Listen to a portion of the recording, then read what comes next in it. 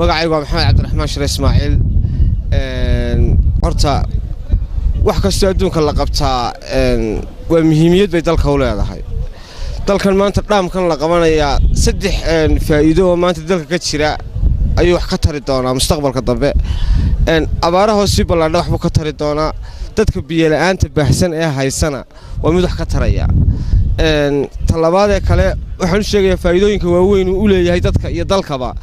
maanta qudaaraha dabadaha kale nooga imanayso dalkeenaynu kaga beeran doonaa gacanteenu kaga xaq bixi doonaa maadaama biyaha ballaadhan ay noo qabsoomaya aynu wax ku beeran doono waxa weeyaan dadku wax weyn Roomo waxay yiraahdaan gaaladu Roomo maalin laguma dhisin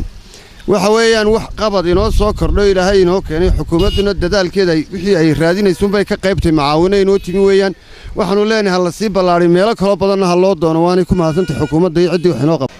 fikradda runtii waan soo dhaweynaa oo waxyaabaha Soomaaliland la hadhay ka mid tahay biyo la'aanta ama aafooyinka waddanka ku habsada abaaraha ka mid ah tani waxay qayb weyn ka qaadanaysaa in waddankii hadhow abaaraha lagaga baxo isla markaana wax weeye waxyaabo loo baahnaa ay xukuumadda ku dhaqaaqday xukuumadda ugu horreyn iyo cid kastoo gacan ka geystayba waan u hambalyeynaa biyo xidheenkan xunba weyne shalay xariga laga jaray waa wax Ilaahay loogu mahadnaqaa waayo biyaheenu way qulquli jireen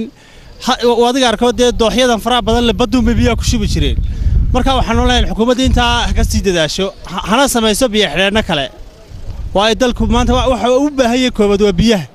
biyuna waa laga maarmaan dawladda Axmed Siilaayana way ku maadsantahay waxqabadkeeda runtii aad iyo aad baan ugu bogaadinayaa xukuumadda waxqabadka ballaaran ee ay muddadii xilka haysay ay dalka ka qabatay siba waxaan maanta aad u bogaadinayaa xunba weyne ee ay naga caawisay dawladda Imaaraadka Carabtu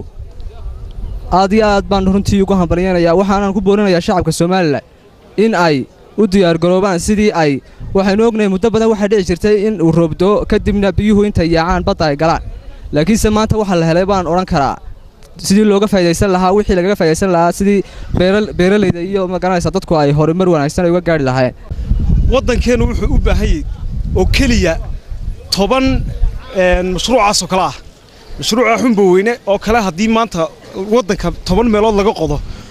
wallahi waxaan filayaa biyaha maanta ku dhacay ee yar ee daadkaahi inay noogu jiri doonto 3 sano dambe waayo roob weyn waliba aanay diin ummadda waxaan oran lahaa mashaariicda noocaas aynu inagu gacanteena ku hirgashano waa tusaale mashruuca xunba weyne oo kale inagu gacanteena ay ku qodanno dadweynaha waxaan ku weeninayaa tuulo walowba inta qabyaaladii aynu ku jeedno qudun iyo hadal aynu u kacno aynu qodanno biyo xidheenadaas oo kale magacaygu waa maxamed cabdilaahi sicqaawi mashruuca xunba weyne aad iyo aad baan u soo dhaweynaynaa dawladduna way ku mahadsantahay raxiim ilaahay baa mahadle حويان رنتي وارن آد لوجو فرحة بالشدنا يكون ديرستي دولتنا وكون بلينا يا waxaan ka hadlayaa maanta mashaariicdan ballaaran ee ay dawladda Soomaaliland filisay baliga dhaamka